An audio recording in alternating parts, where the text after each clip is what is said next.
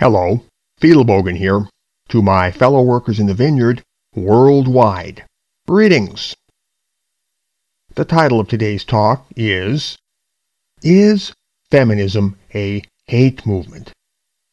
In this talk, I will read to you in its entirety an early item from the Counter-Feminist blog. In fact, it is the very first item ever posted on the blog on Sunday, October 16, 2006. My, how time flies. So, to remove man-hating from feminism would be to extract the DNA nucleus from a living cell, the fuel rod from a reactor, the teeth from a Rottweiler. I would assert that man-hating is feminism's moral center of gravity, and that without man-hating, or at least some degree of disaffection toward males, feminism could not logically continue to exist at all. It would flounder, without purpose, and disintegrate. Now, if you give the matter a little thought, and I have given it a lot, you will see that no other theory so elegantly accounts for the observable facts of the case. Let's start with some basics. Would anybody dispute that feminism is a social movement on behalf of women? Would anybody dispute that feminism proffers a particular analysis of man-woman relations? Would anybody dispute that feminist analysis holds women to be globally disadvantaged by some objective and quantifiable standard of measurement in comparison with men? Finally, would anybody dispute that feminist analysis concludes an element of male authorship in the comparative disadvantagement of women? Yes, feminism is a women's advocacy movement which identifies men as the wellspring of certain difficulties said to afflict women. This would both summarize and make reply to these questions. And given that men are said to be the wellspring of women's difficulties, are we to believe that no opinion about men as men ever infiltrates feminist thinking on any level? Does any self-declared feminist, having once identified men as the source of women's troubles, go serenely about her business harboring no strictly personal opinion about men? I'd call it a considerable stretch to believe any such thing. Admittedly, I fashion my argument upon probabilities, but they are compelling probabilities, and I seriously doubt that any better can be offered. Now, I'll have no truck with the I blame patriarchy cop-out. This is simply a way of postponing the issue by obfuscating it. Since the phrase is so fuzzy, it is useless for normal purposes, although useful indeed for underhanded purposes. But patriarchy is plainly understood to be a uniquely male institution. Men created it, and men keep it rolling, or so the story goes. So it is mighty difficult to understand how a person could blame patriarchy without blaming men in the very same swoop. Let us inquire further into probabilities. Feminism identifies men as the source of women's difficulties. So ask yourself, what class of women might be drawn to such a social movement in disproportionate numbers? Would such a movement attract women who get along well with men and enjoy their company?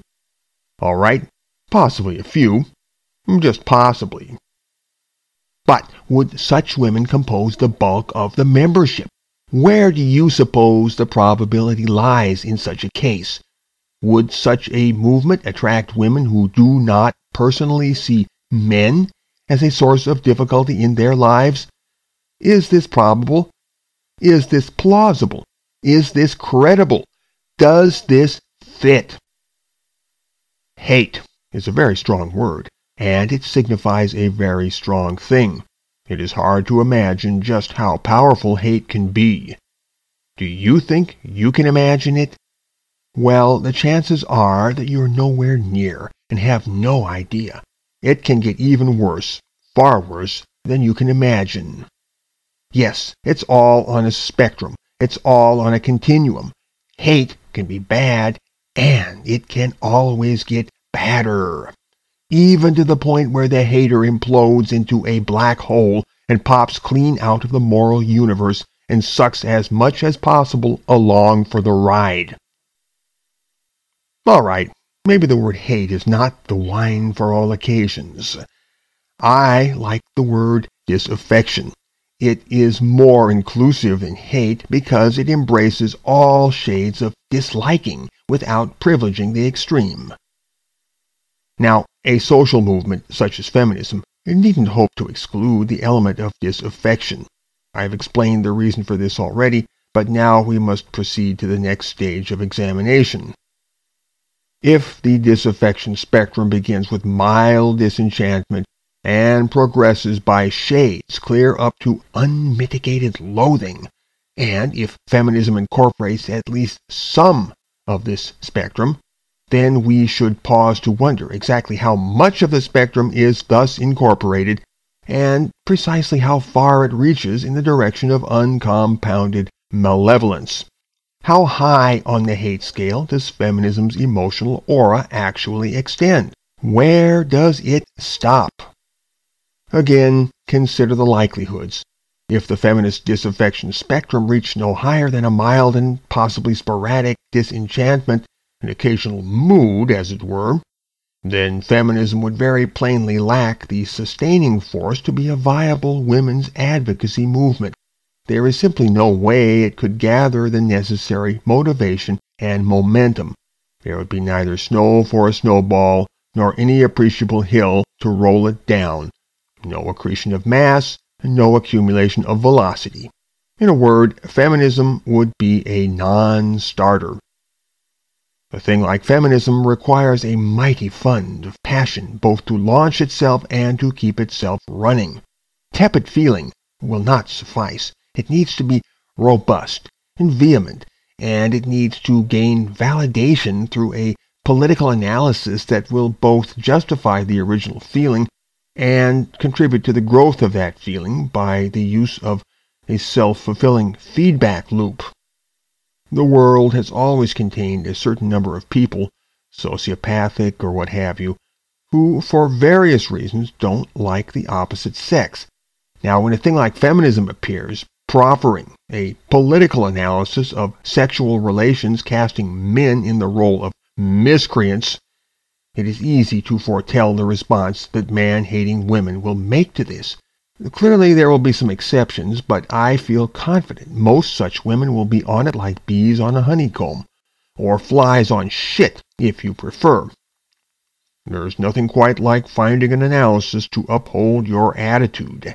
And the documentary record indeed bears out that early second-wave feminists in the radical 1960s were a vehement, passionate lot.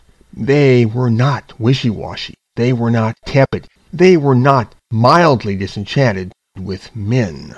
They were by no stretch of the imagination living on the low end of the disaffection spectrum. More significantly, they were not merely attracted to something which somebody else had already created. No, they were present at the very inception. They themselves were the creators and early architects of the movement. Without them, or people like them, the movement would never have started moving in the first place. Nor would the movement be moving still today if people like them were not down in the engine room stoking the boiler, or up in the pilot house turning the wheel and watching the binnacle. They are the dynamo, and if we should replace them with a crew that was just a shade less disaffected, the new dynamo would be a shade less dynamic, as would the entire movement. It would be just a shade less inclined to bulldoze over obstacles, a shade more inclined to call it a day earlier in the day, and a shade more inclined to lower the bar of compromise overall. Dial this down shade by shade and watch the movement grow more and more anemic. Eventually, feminism would be wavering in its convictions, sleeping late, and frittering away its dwindling energy on matters increasingly peripheral and unfocused. In other words, feminism would become a non-entity and a non-movement.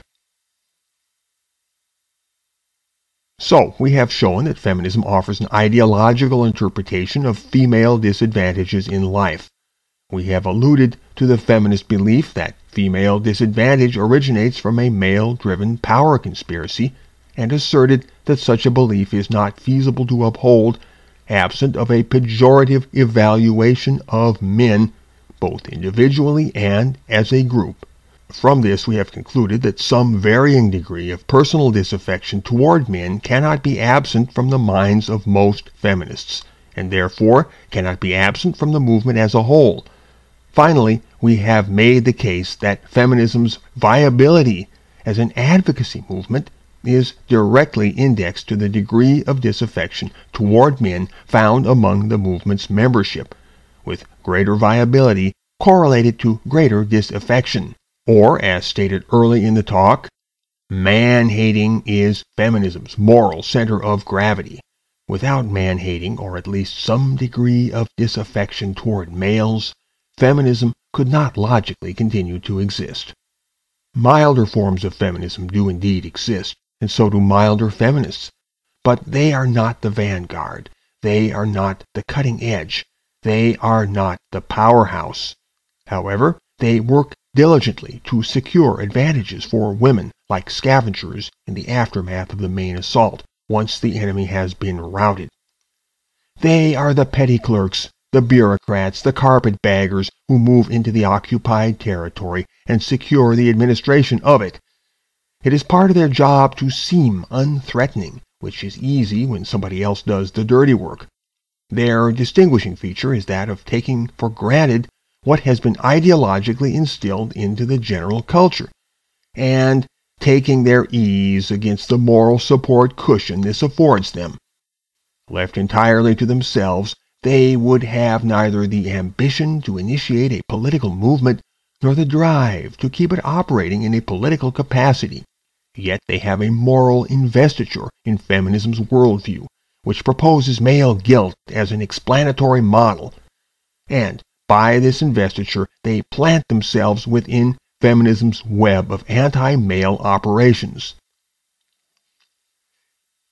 It is easy to see that if man-hating disappeared from the world, feminism would neither serve any purpose nor have any means to continue operating. But feminism is still operating, and if you are male, you are not amiss to suspect that feminism means to harm you. So under the circumstances, you don't owe feminism any favors. Nor, mark this well, do you owe women any favors under the moral banner of feminism. Yes, I call feminism a hate movement. Whoever so desires may undertake to convince me that feminism is a love movement. Fiedelbogen. Out, out, out, out, out, out, out, out, out.